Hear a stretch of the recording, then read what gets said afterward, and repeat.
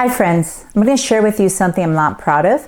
I am a sugar addict, and my mom thought sodas were healthy because they were made mostly of water. As a result, I got 2 root canals before the age of 10. As a teenager, I wanted to lose weight, so I transitioned from drinking Coke to Diet Coke. I still remember my first sip of Diet Coke. It was disgusting, and I threw the entire can away. Has that ever happened to you? I was determined to drink a healthier soda, so I trained myself to love Diet Coke, and it worked. I drank it for 2 more decades after that. But is Diet Coke really healthier? I'm gonna walk you through the health effects of both Coke and Diet Coke in this video. If it was just about sugar causing dental cavities, then drinking Diet Coke should be better. But it's not. It turns out both Coke and Diet Coke are as acidic as sucking on lemons, which is also not good for your teeth. The acid is not due to the carbonation, but is due to the phosphoric acid they put in Coke. Actually, many sodas have this. Coke or Diet Coke can drop your stomach pH to 1.8, which can give you gastritis, esophagitis, esophageal ulcers, and reflux. Phosphorus actually can drop your serum calcium, which is also super important for strong, healthy muscles. Drinking a can of Coke or Diet Coke daily can interfere with your body's ability to regulate how much calcium is in your blood, especially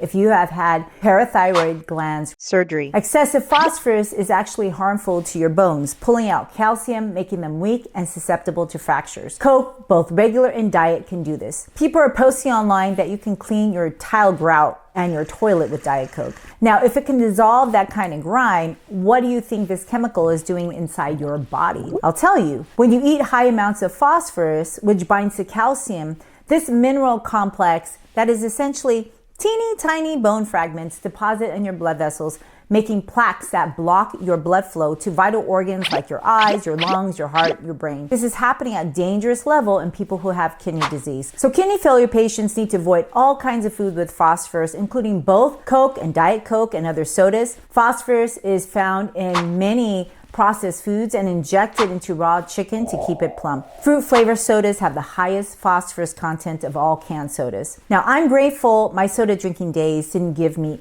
asthma. Daily consumption of soda in children increases their odds of getting asthma 5-fold. Diet sodas also increase premature puberty in girls. And if you take these soda drinking kids to the ophthalmologist, their blood vessels in the back of the eye will be more narrow, reducing blood flow. Narrow blood vessels is a sign of high blood pressure. And although my eye condition is probably genetic, I wonder how much of it was due to my poor diet. When it comes to metabolism, you will definitely get a boost of energy and pleasure from either Cokes, because a 12-ounce can of Coke has 39 grams of sugar and 34 grams of caffeine. Anytime you are selling 2 addictive substances in a food, you have a recipe to make a ton of money. This is why donut shops, bakeries, and coffee shops are in every corner, and they are always selling you sugar and caffeine. Both are addictive because they release a pleasure chemical in your brain called dopamine. This dopamine is released as soon as it hits your taste buds, and a second bout of dopamine is released after you swallow it. The more sugar you eat, the more you will seek sugar, and the more you need that sugar to give you pleasure. You develop a tolerance,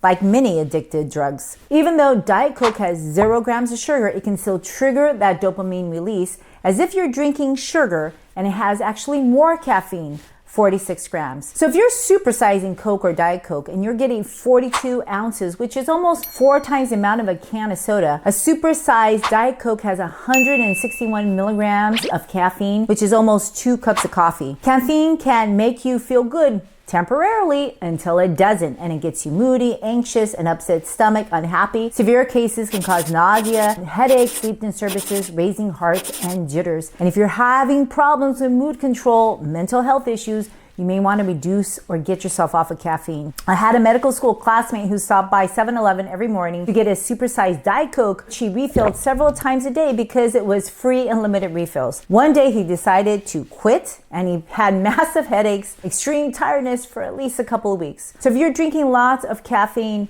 slowly wean yourself off and prepare to get withdrawals. Caffeine is such an abused drug, so let me walk you through some other effects. Inside your body, caffeine blocks your brain's ability to relax by blocking adenosine receptors that's throughout your body and your nervous system. Adenosine is a critical molecule for energy, to make DNA, to decrease inflammation, especially in your blood vessels. So caffeine opposes adenosine, but your body is always trying to find adenosine, so it makes more receptors, then it makes more caffeine to give you the same wakefulness or perkiness. And your entire body has these receptors. So the more caffeine you drink, the more you stimulate your gut to move, which gives you diarrhea, your heart to race, that gives you palpitations and irregular heartbeats. If you overdose on caffeine, it can actually cause you seizures. Now, everyone metabolizes caffeine differently. For most people, it lasts about 4 to 6 hours after your last drink. However, for those who have certain genes known as slow metabolizers, caffeine can last over 12 hours. Others with fast metabolizers can eliminate caffeine 4 times as fast. But slow metabolizers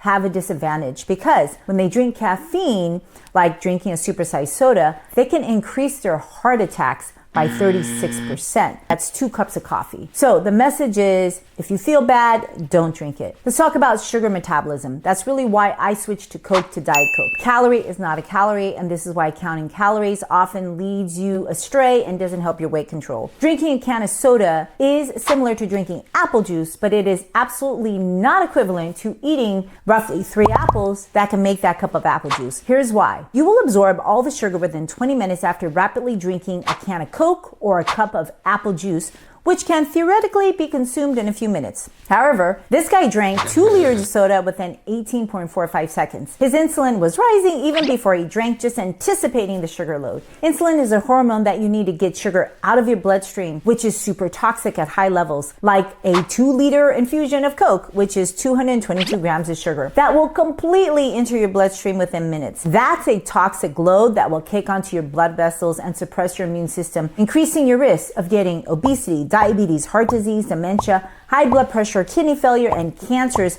among many health issues. Now, if you ever measured high blood sugar or high blood insulin, they would both be spiking in this guy. And if you eat 3 apples, that's not going to happen. It's probably going to take you at least 20 minutes to chew it so that you don't choke. And after you've chewed it, you haven't absorbed much of the sugar from the apple because it's trapped in fiber that still needs to be broken down and digested, which will take you a few hours. And during that time, you will slowly release the trapped apple sugar into your bloodstream, avoiding those high sugar and insulin spikes, avoiding the weight gain. You need actually energy to digest an apple. And as super bonus, you actually feed your gut microbiome so that it can make molecules that decrease inflammation, improve your mood, called short chain fatty acids. So apple juice is like soda.